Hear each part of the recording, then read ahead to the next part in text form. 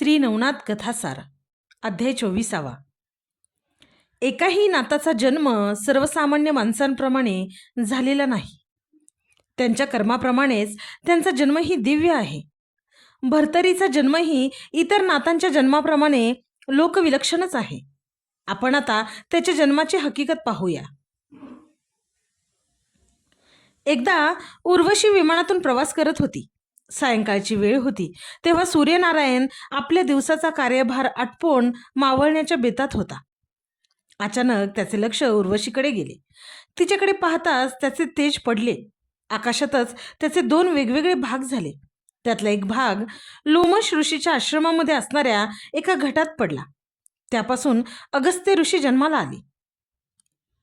सूर्याच्या तेजाचा दुसरा भाग कौलिक ऋषीच्या आश्रमामध्ये त्यांच्या भिक्षापात्रात पडला. कौलिक ऋषी बाहेर निघाले होते. त्यांनी भिक्षापात्र अंगणात ठेवले आणि आश्रमाचे दार बंद करण्यासाठी ते परत मागे वळाले. तेवढ्या अवधीत त्या भिक्षापात्रात सूर्याचे तेज पडले. कौलिकाने दार बंद केल्यानंतर नेहमीप्रमाणे अंगणातील भिक्षापात्र उचलले. ते पात्र म्हणजेच भर्तरी होय. ते घेऊन तो जायला निघाला. सहज त्याने आत पाहिले तर आत त्याला सूर्याचे तेज पडलेले दिसले. कौलिकाने ही भर्तरी आपल्या आश्रमात व्यवस्थित जपून ठेवली. जेव्हा कलियुग सुरू झाले तेव्हा मात्र तो मंदार पर्वतावर ती भर्तरी घेऊन गेला. एका गुहेत त्याने ती भर्तरी व्यवस्थित ठेवली. त्याला ती गुहा अगदी सुरक्षित जागा वाटल्यामुळे तो त्यानंतर तिथून निघून गेला. अनेक वर्ष सरली. त्या गुहेतील भर्तरीमध्ये मधमाशांनी आपले पोळे तयार केले. योग्य काळ येताच त्या सूर्यतेजातून द्रुमिलाने प्रवेश केला. मधमाशांच्या पोळ्यातल्या मधानेच तो वाढू लागला. दिवसांमागून दिवस जात होते. तोही हळूहळू वाढत होता. वाढता वाढता तो मोठा होऊन त्या भिक्षापात्रातही मावेनासा झाला. नेमक्या त्याच वेळेस गुहेतला एक दगड आपोआप निखळला. तो खोलवर खाली पडल्याने खूप मोठा आवाज झाला. त्या आवाजाला मधमाशा घाबरल्या. त्यामुळे त्या पोळे सोडून पळून गेल्या. ती भर्तरीही एका दगडाने फुटली. त्यामुळे त्यातला बालक घरंगळत बाहेर पडला. तो गवतावर पडल्यामुळे त्याला इजा झाली नाही, पण तरीही तो मोठमोठ्याने रडू लागला. तेवढ्यात काही हरिणी चरत चरत येत तेथे आल्या. त्यातल्या एका हरिणीने तेथेच 2 पिल्लांना जन्म दिला. तिची पिल्ले छोट्या द्रुमिलच्या जवळ होती. त्यामुळे आपण 3 पिल्लांना जन्म दिला असे त्या हरिणीला वाटले. थोड्या वेळाने पिल्लांना भूक लागली असेल असे तिला वाटल्यामुळे ती पिल्लांना पाजू लागली. तिच्या 2 पिल्लांनी तिच्या अंगावरचे दूध सहज पिले, परंतु छोट्या द्रुमिलला काही ते जमले नाही. तेव्हा आपल्या या पिल्लाला काही जमत नसावे असे वाटून त्या हरिणीने स्वतःच त्याच्या तोंडात आचळे घालून त्याला दूध पाजले. जिभेने आपल्या पिल्लांना जशी ती चाटून पुसून स्वच्छ करीत असे तसेच ती द्रुमिलला पण स्वच्छ करी. असं जवळजवळ 2 वर्षापर्यंत चाललं होतं. तो जंगलात पशुपक्ष्यांच्या सहवासात असल्यामुळे तो त्यांच्याप्रमाणे चालू लागला, बोलू लागला. सर्व पशुपक्ष्यांची भाषा त्याला समजू लागली. ज्या त्या पशुपक्षाला तो त्यांच्याच आवाजात उत्तर देई. तो सतत त्याच्या हरणी मातेच्या मागे घुटमळत असे. एकदा जंगलात हरणीच्या मागून तो जात असताना एका जोडप्याने त्याला पाहिले. त्या जोडप्याला त्याच्या हरण्यासारख्या चालीचे खूप आश्चर्य वाटले. ते जोडपे भाट होते. गाणी म्हणण्याचा व त्याद्वारे राजाची स्तुती करण्याचा त्यांचा व्यवसाय होता. त्या भाट पुरुषाचे नाव जयसिंग व त्याच्या पत्नीचे नाव रेणुका असे होते. दोघांचे एकमेकांवर खूप प्रेम होते. त्यांचे लक्ष जेव्हा त्या बालकाकडे गेले तेव्हा त्यांना त्या बालकाचे तेज देवासारखे वाटले. त्याची हरणासारखी चाल पाहून जयसिंग त्याच्या पत्नीला म्हणाला, हा पोरगा चुकलेला दिसतोय. कोण असेल हा? असा कसा चालतोय? त्याची आई कोण असेल? हा कसा काय चुकला असेल? असो, आपण त्याला त्याच्या आईकडे घेऊन जाऊया. आपला विचार कृतीत आणण्यासाठी तो पटकन त्या बालकाच्या दिशेने पुढे झाला. त्याला पाहताच हरिणी आर्ततेने ओरडू लागली. तो बालक खूप घाबरला. 4 पायांनी तो हरणीच्या मागे धावू लागला, पण तरीही जयसिंगाच्या तावडीत तो सापडला. जयसिंगाने पहिल्यांदा त्याला 2 पायांवर उभे केले. आपुलकीने तो त्या बाळाला विचारू लागला, बाळा, तुझे नाव काय? तुझी आई कुठे आहे? तू कसा काय चुकलास? चल, मी तुला तुझ्या आईकडे पोहोचवतो. त्या बाळाला त्याच्या बोलण्यातील एक अक्षर देखील कळले नाही. तो हरणीप्रमाणेच आर्त स्वरात ओरडू लागला. ते ऐकून मात्र त्या हरणीची खूप केविलवाणी स्थिती झाली. तिला आपला बाळाच्या रडण्याचे खूप वाईट वाटले. माणसांमुळे ती इच्छा असूनही त्याच्याजवळ येऊ शकली नाही. जयसिंगला वाटले या मुलाला आपण बोललेले कळत नसावे, म्हणून त्याने त्याच्याशी तोंडाने बोलण्याऐवजी हाताने इशारे करून पाहिले. पण त्या खानाखुनाही त्या बालकाला कळल्या नाहीत. त्याचे आपल्या हरणीसारखे ओरडणे चालूच राहिले. आपण याला या जंगलात आपल्या वस्तीवर प्रथम नेऊ, त्याच्या आईचा शोध घेऊ, ती सापडली तर त्याला तिच्या स्वाधीन करू, याला येथे ठेवून उपयोग नाही, असा विचार जयसिंगने केला. विचाराप्रमाणे लगेच त्याने कृती केली. त्या बालकाला उचलून त्याने आपल्या खांद्यावर घेतले. तो पत्नीसह जंगलाबाहेर जाऊ लागला. तेव्हा ती हरणे आर्त स्वराने ओरडत त्याच्या मागे पुढे घुटमळत राहिली. जंगल संपेपर्यंत ती सतत त्याच्या अवतीभोवती वेडे मारत होती. जयसिंगाला तिचे पाडच चुकल्यामुळे ती आकांत करत असेल असे वाटल्याने त्याने तिच्याकडे दुर्लक्ष केले. तो बालक हेच तिचे पाडस असेल ही कल्पना सुद्धा त्याच्या मनाला शिवली नाही. तो जंगलाबाहेर मनुष्यवस्तीत प्रवेश करताच ती हरणी दुःखित अंतकरणाने परत जंगलात आली. जयसिंगाने आजूबाजूला त्या बालकाच्या आईची खूप चौकशी केली. तो जिथे जाईल तिथे चौकशी करत असे, परंतु 3-4 महिने झाले तरी अद्याप तिचा शोध लागला नव्हता. दरम्यानच्या काळात तो बालक माणसांमध्ये राहू लागल्याने माणसांची भाषा शिकला.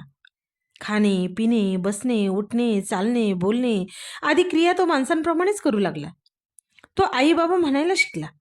जयसिंग व त्याच्या पत्नीने त्या बालकाच्या आईचा शोध इतर देशातही घेण्याचे ठरवले. त्यासाठी ती दोघे त्या बालकाला घेऊन तीर्थयात्रेसाठी निघाले. प्रवास करत करत ते काशीला पोहोचले. त्यांनी धर्मशाळेत मुक्काम केला. रेणुका तेथेच थांबली. जयसिंग मात्र लगेच त्या बालकाला घेऊन विश्वेश्वराच्या मंदिरात दर्शनासाठी गेला. जेव्हा त्या दोघांनी शंकरासमोर दंडवत घातले तेव्हा शंकर बोलले, या भर्तरीनाथ अवताराला म्हणायचे पृथ्वीवर. शंकराचे हे शब्द जयसिंगने ऐकले. त्याला खूप आश्चर्य वाटले. त्याने विचार केला, हा अवतारी मुलगा दिसतोय. आपले भाग्य मोठेच म्हणायचे. आपण याला जंगलातून उचलून आणला, इतके दिवस सांभाळला, हे आपले भाग्यच नाही का? हा शंकराच्या परिचयाचा कोणीतरी ऋषी अगर देवच असावा असे वाटते. तो लगेच धर्मशाळेत आला. आपल्या पत्नीला त्याने घडलेली सर्व घटना खूप आनंदाने सांगितली. शंकराने भर्तरी म्हणून हाक मारल्यामुळे त्यांनीही त्याला भर्तरी असेच म्हणायचे ठरवले. जयसिंग त्याच्या पत्नी व भर्तरीसह काशी क्षेत्रातच राहू लागला. तेथे भिक्षुकीद्वारे आपली गुजराण करू लागला. भर्तरी हळूहळू मोठा होऊ लागला. तो आपल्या बरोबरीच्या मित्रांसह वेगवेगळे खेळ खेळू लागला. त्यातही काठीचा घोडा, काठीचाच हत्ती, काठीचाच रथ असे खेळ होते. त्यात कायम तो इतर मुलांचा राजा बनत असे. राजा, प्रधान, मंत्री, सैनिक असे खेळ खेळताना त्याला अनावर आनंद होई. हे खेळ खेळण्यासाठी एकदा काही मित्रांसमवेत तो गावाबाहेरच्या मैदानावर गेला. खेळता खेळता अचानक भर्तरीला ठेच लागली. तो पडला. त्याला जोराचा मुक्का मार लागला. त्यामुळे तो बेशुद्ध झाला. त्याचे डोळे पांढरे झाले. बाकीच्या मुलांना ते पाहून त्याची खूप भीती वाटली. भर्तरी मेला, तो आता भूत होऊन आपल्या मानगुटीवर बसणार असं मुले एकमेकांना सांगू लागली. घाबरून मुले तेथून पळाली. भर्तरीला पाठीमागे एकटेच सोडून गावात आली. आपल्याला कुणी काही विचारू नये यासाठी ती मुले दुसऱ्या गल्लीत खेळू लागली. खेळ संपल्यावर घाटावर जाऊन पुन्हा भर्तरीची चर्चा करू लागली. इकडे सूर्याने आपला पुत्र मृत्यूपंथाला लागल्याचे पाहताच तो ब्राह्मण वेशात तिथे आला. त्याने भर्तरीच्या तोंडावर गंगेचे पाणी शिंपडले. त्यामुळे भर्तरी सावध झाला. सूर्याने आपल्या स्पर्शाने भर्तरीच्या सर्व जखमा बऱ्या केल्या. त्याला उठवले व तो त्याला घेऊन जयसिंगाच्या घरी गेला. जयसिंग घरी नव्हता. त्याची पत्नी रेणुका घरात होती. तिच्या ताब्यात भर्तरीला देऊन तो तिला म्हणाला, रेणुके, हा तुझा मुलगा खेळता खेळता पडला होता. त्याला मी सावध करून येथे आणला आहे. नीट सांभाळ त्याला. रेणुका भर्तरीला जवळ घेत त्या ब्राह्मणाकडे पाहून म्हणाली, आपण बसा. आपण कोण आहात? कुठले आहात?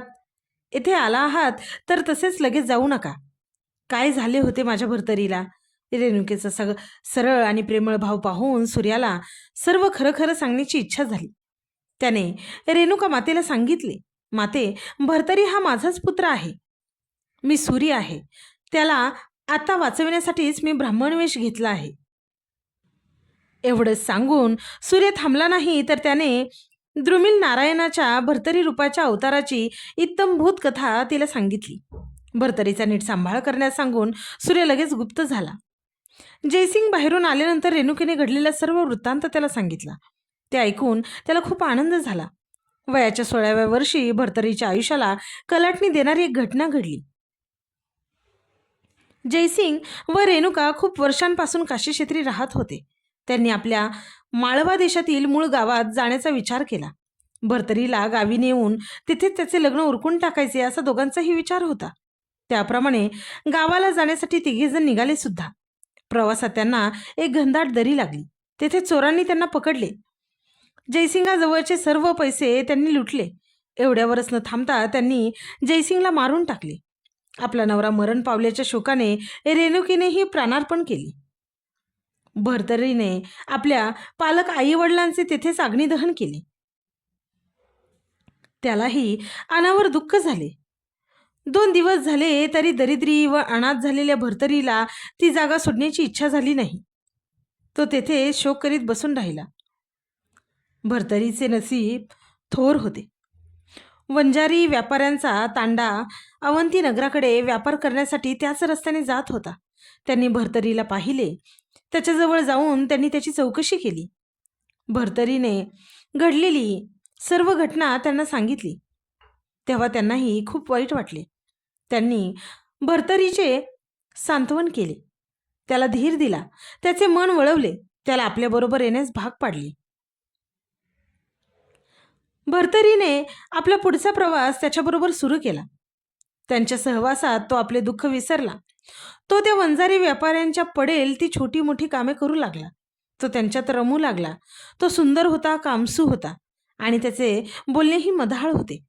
त्यामुळे तो प्रत्येक व्यापाऱ्याचा लाडका झाला. ते व्यापारी गावागावात मुक्काम करून व्यापार करीत होते. भरपूर धान्य व इतर चीजवस्तू घेऊन एकदाचे ते अवंती नगरीत पोहोचले. या अध्यायाच्या नित्य पठनाने वा श्रवणाने बालहत्येचे पातक नष्ट होईल. वांज स्त्रियांना पुत्र प्राप्त होईल. पुत्र वाचतील आणि सुखात नांदतील.